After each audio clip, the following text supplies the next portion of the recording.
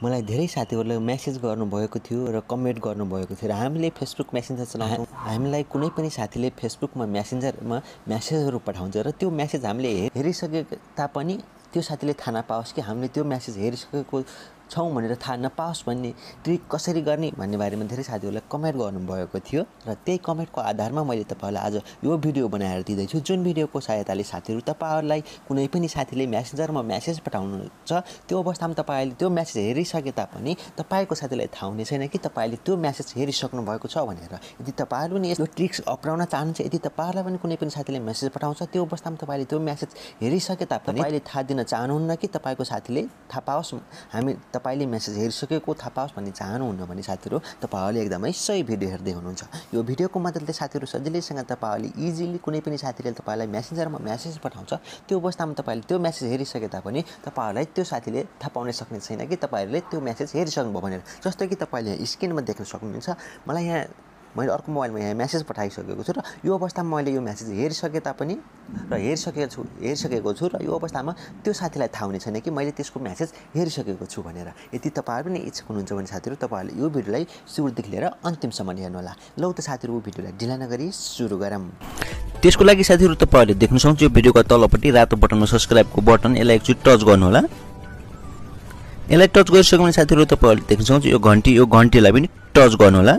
यदि साथीहरू तपाईँहरूले पहिले नै टच गरिराख्नु भएको छ भने तपाईँहरूलाई धेरै धेरै धन्यवाद। यदि तपाईँकामा रातो कलरको छ भने त्यसलाई टच गर्नु, यदि तपाईँकामा कालो कलरको छ भने तपाईँहरूले दुबारा टच गर्नुपर्ने छैन। यदि जसले टच गर्नुभएको छ तपाईँहरूलाई धेरै धेरै धन्यवाद। र साथीहरू यहाँ तपाईँहरूले देख्न सक्नुहुन्छ यो लाइकको बटनमा एकचोटि टच गर्नुहोला। यहाँ सेयरको अप्सनमा एकचोटि टच गर्नुहोला। यसमा टच गरिसकेपछि साथीहरू तपाईँहरूले देख्नुहुन्छ तपाईँहरूको मोबाइलमा यस्तो खाली इन्टरफेस खोलेर आउनुहुन्छ र तपाईँहरूले फेसबुक, मेसेन्जर, इन्स्टाग्राम, ट्विटर लगायत सोसल मिडियाहरूमा सेयर गर्न सक्नुहुन्छ ताकि तपाईँहरूको एक सेयरले गर्दा तपाईँहरूको साथीभाइहरूले पनि जान सक्नुहुन्छ। सिर्फ तपाईँहरूको एक सेयरले गर्दा मेसेन्जर, फेसबुक, इन्स्टाग्राम लगायत सोसल मिडियाहरूमा तपाईँहरूले सेयर गर्न सक्नुहुनेछ। सर्वप्रथम साथीहरू म अर्को मोबाइलमा गएर तपाईँहरूलाई म मेसेन्जरमा मेसेज गर्नेछु।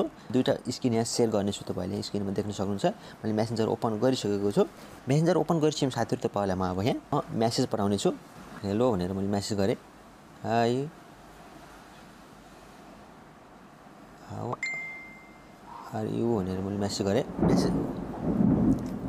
मेसेज गरिसकेपछि साथीहरू तपाईँहरूले देख्न सक्नुहुन्छ यहाँ मेसेज आइसकेको छ। र जस्तो कि तपाईँहरूलाई कुनै पनि साथीले मेसेज पठाउँछ त्यो अवस्था हामीले सिम्पल रुम यसरी खोलेर हेर्छौँ र खोलेर हेरिसकेपछि साथीहरू तपाईँहरूले यहाँ देख्न सक्नुहुनेछ हामीले यहाँ मेसेज हेरेको यहाँ साथीले थाहा पाइसक्नेछ। यो अवस्थामा तपाईँहरूले कुनै पनि साथीले तपाईँलाई मेसेज पठाउँछ यो अवस्थामा तपाईँले यसरी हेर्नुभयो भने तपाईँहरूको साथीले चट्टै थाहा पाइसक्नेछ कि तपाईँहरूले त्यो मेसेज हेरिसक्नुभयो भनेर। र तपाईँहरूले अब अर्को ट्रिक अपनाउनु पर्ने हुन्छ। त्यसको लागि तपाईँलाई म अब कुनै मेसेजहरू यहाँ लेखेर देखाउनेछु।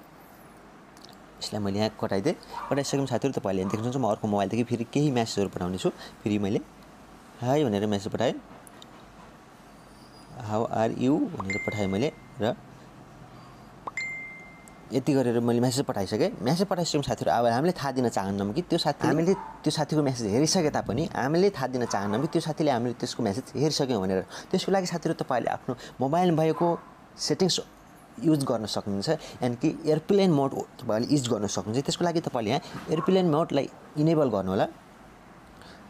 र देख्न सक्नुहुन्छ हाम्रो एयरप्लेन मोड इनेबल भइसकेको छ। इनेबल भइसकेपछि यसलाई तपाईँले यसरी यहाँ फालिदिनु होला। फालिसकेपछि साथीहरू तपाईँले अब मेसेन्जर ओपन गर्नुपर्ने हुन्छ। मेसेन्जर ओपन गर्नु होला। मेसेन्जर ओपन गरिसकेपछि साथीहरू अब हामीलाई त्यो साथीले मेसेज पठाएको थियो तपाईँले यहाँ देख्न सक्नुहुनेछ। त्यो साथीको मेसेज हामीले अब यसरी हेर्नेछौँ। यहाँबाट देख्न सक्नुहुन्छ त्यो साथीले के मेसेज पठाएको छ भनेर हामीले यहाँबाट यसरी हेरिसकेका छौँ र त्यो साथीलाई थाहा हुने छैन किनकि हाम्रो यहाँ इन्टरनेट पनि चलेको छैन। तपाईँले देख्न सक्नुहुन्छ हामीले एयरप्लेन मोडमा राखेका छौँ। यो अवस्थामा तपाईँले यहाँ देख्न सक्नुहुन्छ मेसेज पढ्न सक्नुहुन्छ। मेसेज पढिसकेपछि साथीहरू तपाईँले यसलाई यसरी फालिदिनु सक्नुहुनेछ। मेसेज पढिसकेपछि यसरी फालिदिनु होला। फालिसकेपछि साथीहरू तपाईँले अब एयरप्लेन मोडलाई तपाईँले इनेबल गर्नुपर्ने हुन्छ। इनेबल गरिसकेपछि साथीहरू तपाईँले यहाँ देख्न सक्नुहुन्छ नो इन्टरनेट भनेको छ किनकि मैले हटस्पट गरेको थिएँ। यहाँ एकछिनमा इन्टरनेट कनेक्ट हुन दिउँ। हामीले मेसेज हेरिसकेका छौँ तर हाम्रो साथीले थाहा पाउने छैन। त्यसपछि तपाईँले यहाँ देख्न सक्नुहुनेछ इन्टरनेट कनेक्सन। र साथीहरू तपाईँले अब देख्न सक्नुहुनेछ हामीले यहाँ मेसेज पढिसकेका छौँ र यो साथीले यहाँ थाहा पाउने छैन कि हामीले त्यसको मेसेज पढिसकेका छौँ भनेर। यसरी लास्ट सिन यहाँबाट हाइड गरिनेछ, यानि कि देखाइने छैन। तपाईँले यहाँ देख्न सक्नुहुन्छ यहाँ इन्टरनेट पनि कनेक्सन देख्न सक्नुहुन्छ।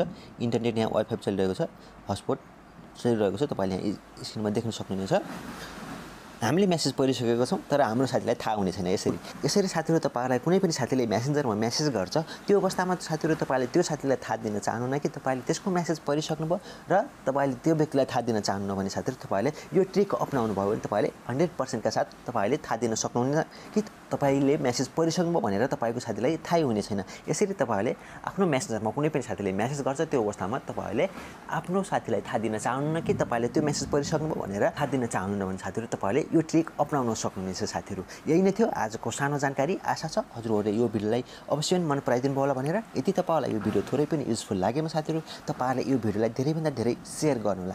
यदि साथीहरू तपाईँलाई यस्ता खालका भिडियोहरू अरू चाहिन्छ भने साथीहरू तपाईँले तल कमेन्ट बक्समा कमेन्ट गर्न सक्नुहुनेछ साथीहरू। हवस् त साथीहरू, धन्यवाद।